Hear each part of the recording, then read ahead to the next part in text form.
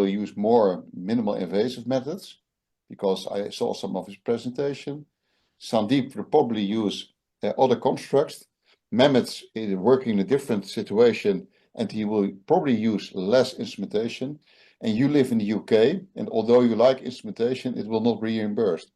So if you use that variation, then the only thing what we have to do, we are here with more than 60 people, to look at it critically and say, well, what do our patients with degenerative spinal disease and spinal stenosis with the deformity need?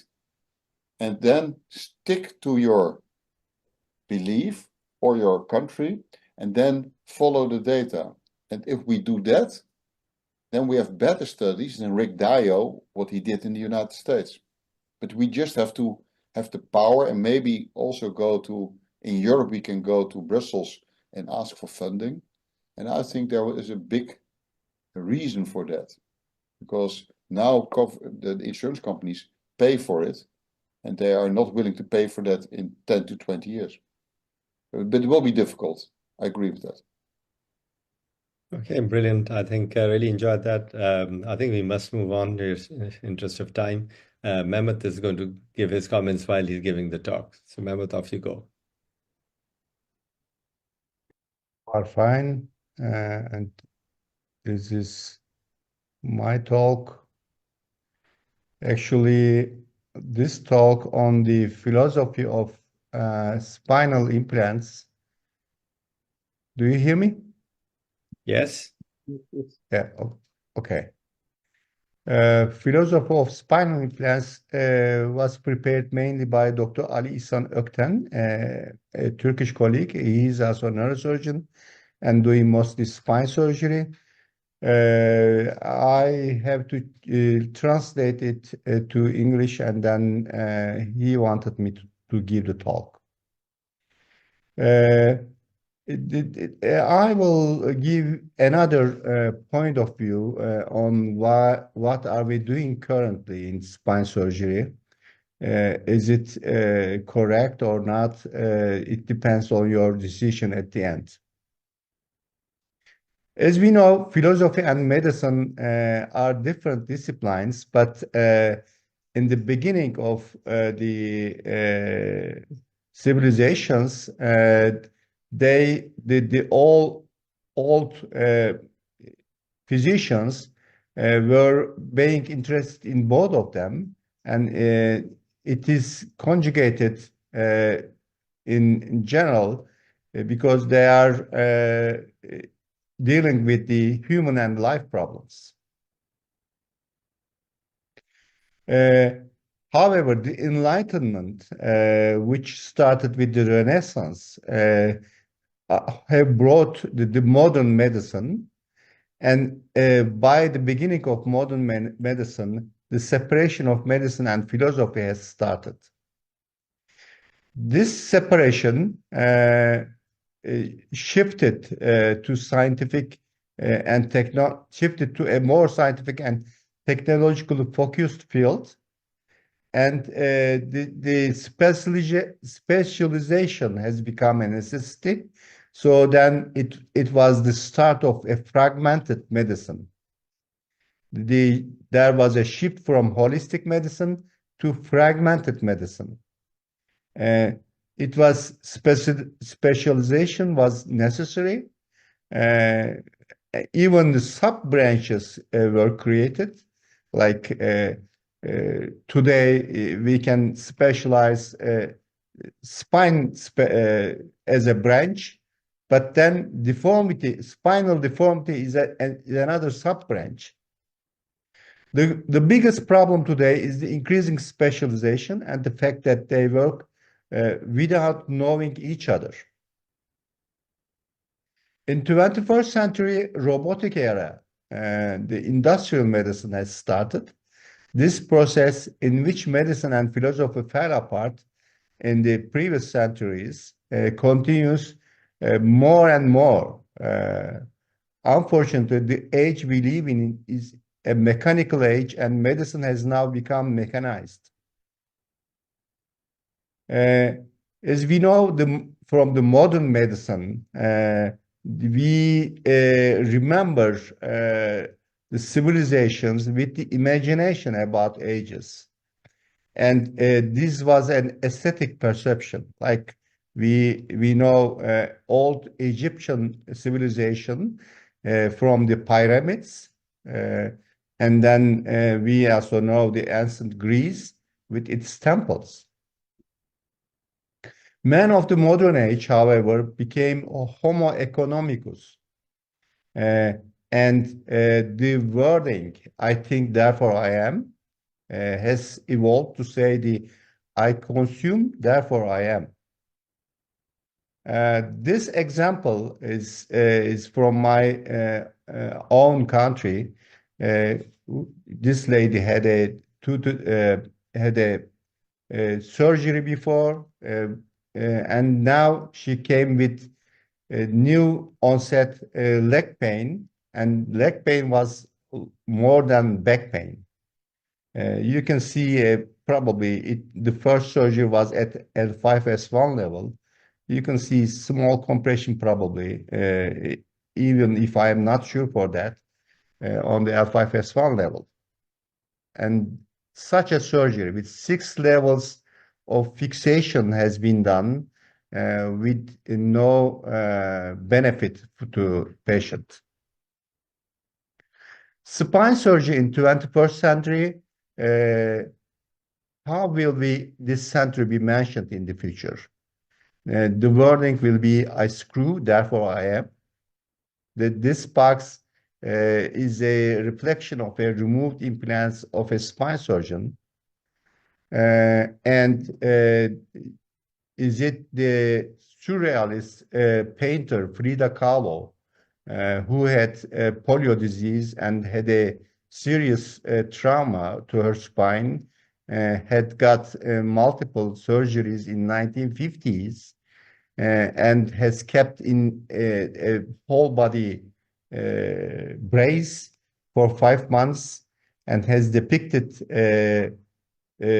pictures like this on the left, with a big column on the spine supporting her head from to the spine. If Frida Kahlo lived today, would it be like this picture on the right? Is our body a construction site? We can ask that question. And this is a construction. The aim is strengthening the columns. Yes, in deformity surgeries, we can have similarities with construction. But another question is that man's search for a new existence, is it a consumption? And spinal surgery as a cast for existence implants. The French philosopher Bourdieu mentions 2 types of capital. One is the economic, the other one is cultural.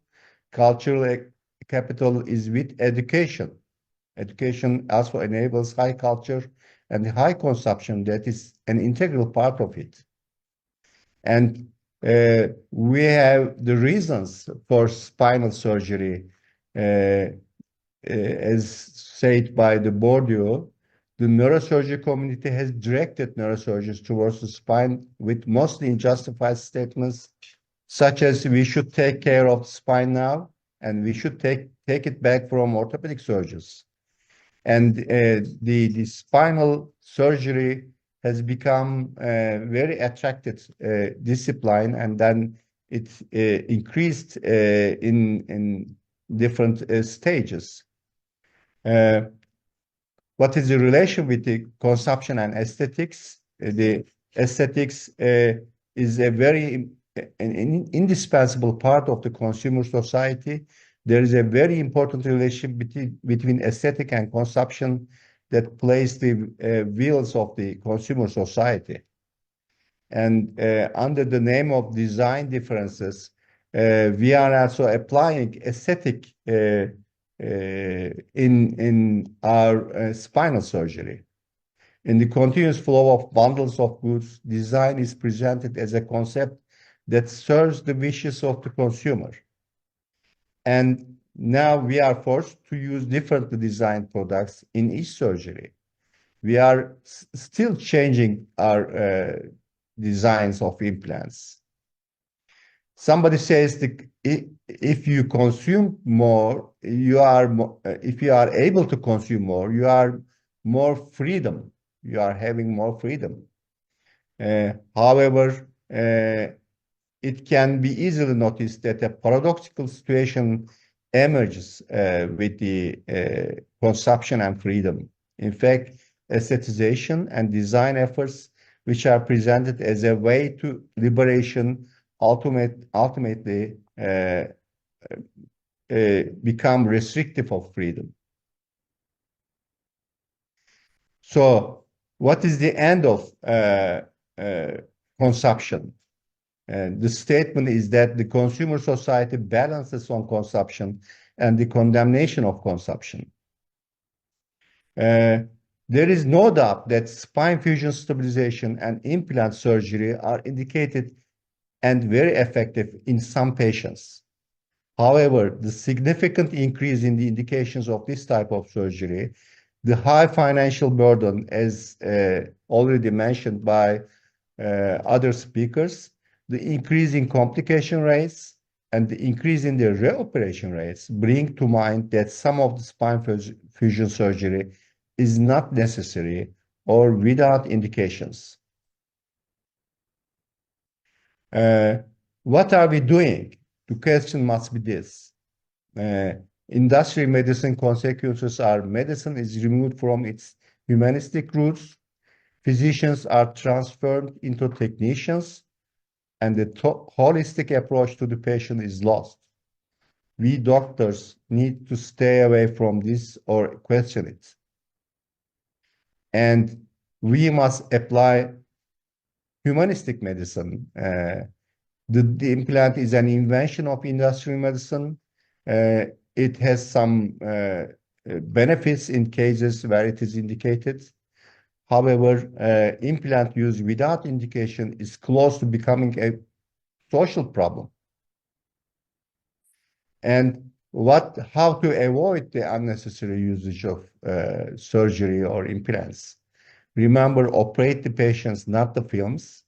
Remember, some degenerative diseases cure spontaneously.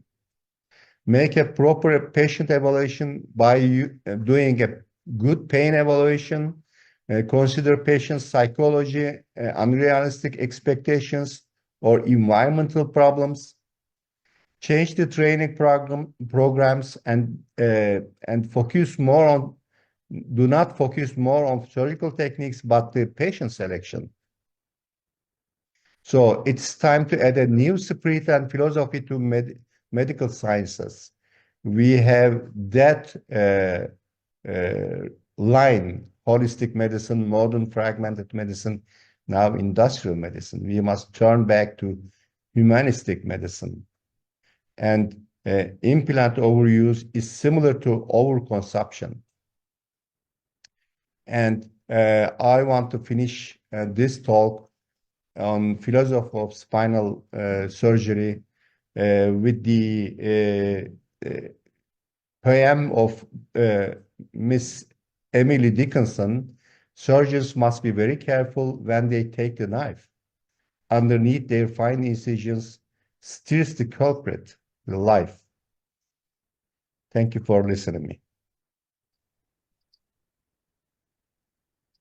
Thank you, Mehmet. I think awesome talk as always. I think all the talks have been brilliant, and it's mind-boggling. I think what you have gone through is actually what we feel every day when we see patients every day, and they've gone through surgeries, etc., and a lot of issues, and then we just wonder, are we doing the right thing? Are we training people enough?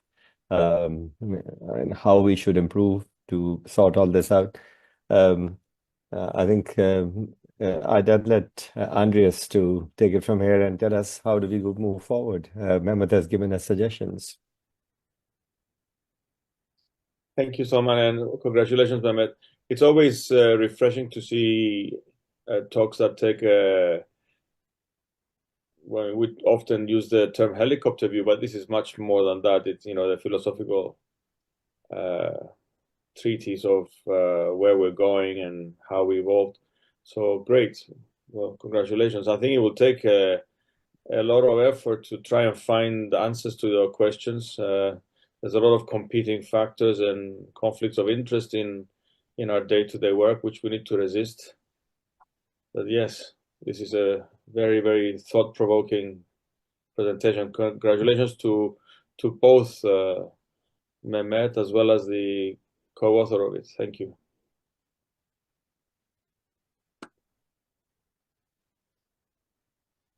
Wilco, what do you say about that? Well, Mehmet, I was jealous on your talk.